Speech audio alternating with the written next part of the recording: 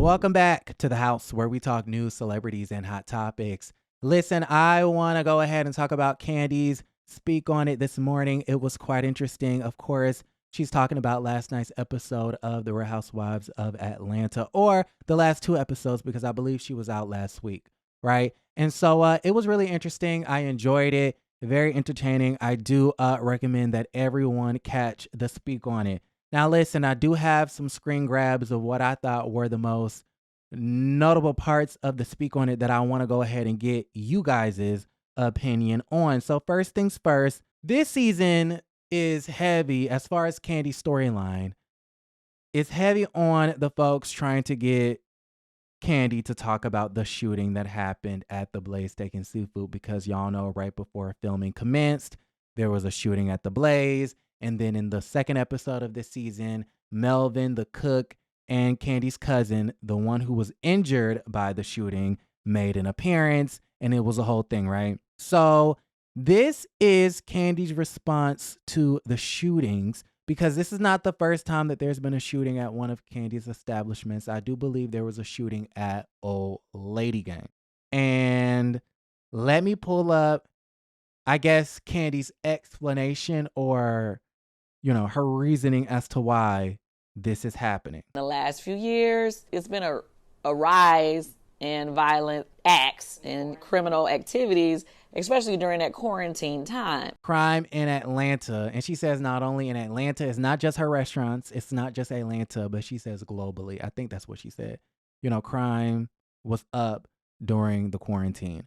Now, the quarantine was years before this incident, right? We started quarantine in early 2020. This incident, I believe, happened in fall of 2022.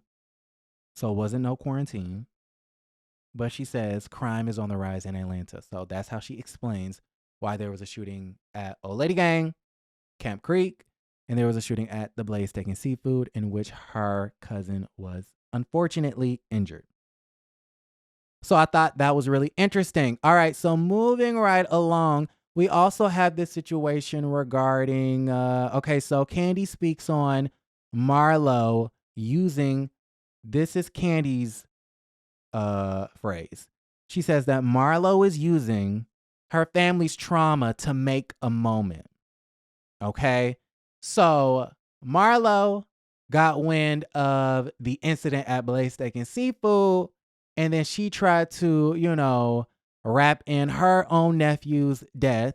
And so this is Kandi's response to that entire storyline. You're trying to use this as a moment for television, but at the same time, you are opening a wound for your family. That is horrible. I see what Kandi is saying. It makes sense. I could see how people may think that Marlo is using her family's trauma as a storyline. I think you should use everything that happens in your life as a storyline. That's just me personally. In Kandi's head, through her eyes, she feels as though Marlo is using the nephew's death as a storyline. But from Marlo's perspective, it may be cathartic to talk about it. There's nothing wrong with talking about death. It's nothing wrong with talking about trauma. Kandi chooses not to talk about death. Marlo chooses to do so.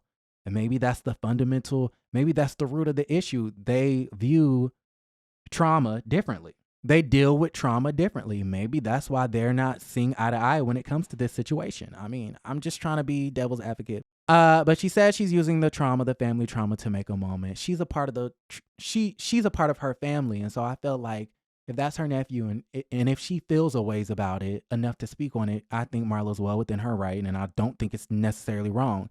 You're on a reality show to share your feelings, your thoughts, and opinions. Go for it. But that's my thought. Kandi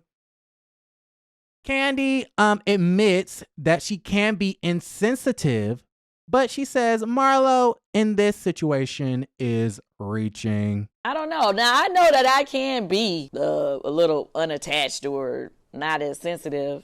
I can be, but in this situation, I just felt like, ma'am, you are reaching. And she admits that she can be insensitive and detached from certain things. And I'm glad that Kandi is self-aware enough to come to that realization. Do I think that Marlo was reaching? Perhaps. But for me, when Marlo shared the story, I understood it.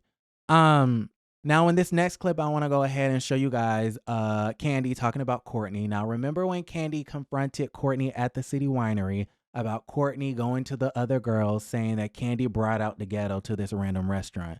Well, Kandi did not like that, so she confronted Courtney. And apparently, according to Kandi, who I do believe, she says that there was way more to that situation, that scene. She says that she really went the hell in on Courtney, but it did not make it, right? And what was really interesting is that Kandi actually admitted to calling up the executives or the producers, the editors, somebody in charge, and was demanding answers as to why her going to hell in on Courtney did not make the show. And they didn't show it all. I did call the people. I'm like, now how come y'all cut back all the stuff that I was saying, to Courtney at the Drew and Candace event? But they said because she's not one of the main people, they didn't want to go too much into that. All right. And so she goes on to say, I don't really care if she's a main peach holder or not. If you're trying me onto the show, peach holder or friend of,